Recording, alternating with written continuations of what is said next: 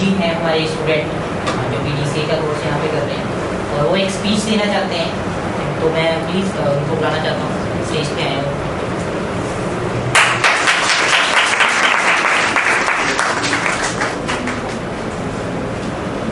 Respected sir, teachers and my dear friends, a very good afternoon to all of you.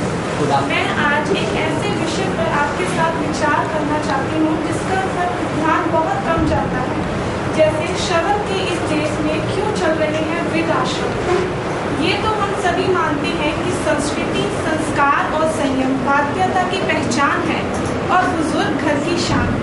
ये भी सही है कि कभी संयुक्त परिवारों के मुखिया से घर की पहचान होती थी, पर अब हालात बदल चुके हैं।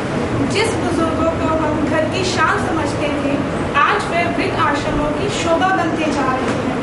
मातृ देवो भव, पितृ देवो भव की संस्कृति वाले हमारे देश में अब बुजुर्गों को बोझ समझा जाने लगा है।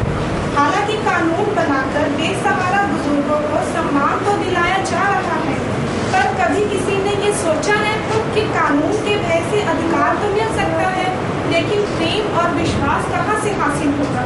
इन्हें वह खुशी नहीं मिल रही जो परिवार के बीच रहकर मिलती है।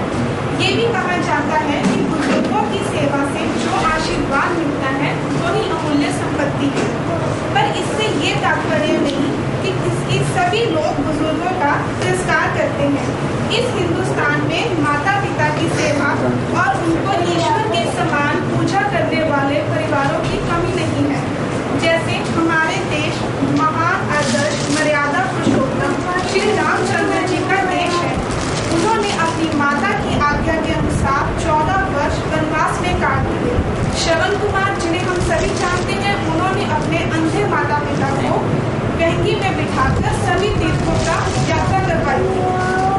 हम सब इनकी तरह तो नहीं बन सकते, पर इनके आदर्शों को और इनके मूल्य को अपने जीवन में अपना तो सकते हैं और इनसे कुछ सीख भी सकते हैं। चाहे सरकार कोई भी कानून बना ले, कितने सारे वृद्ध आश्रम खोल ले, पर उनको जो सुरक्षा मिल सकती है वो परिवार के पीछे, और उनका दर्द उनके परिवार वालों के सिवा और कोई नहीं मिटा सकता।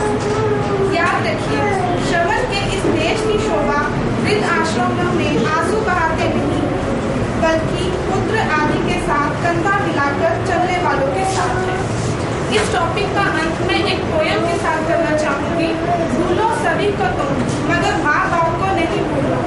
उपकार अनगिनत है, कभी इस बात को ना भूलो।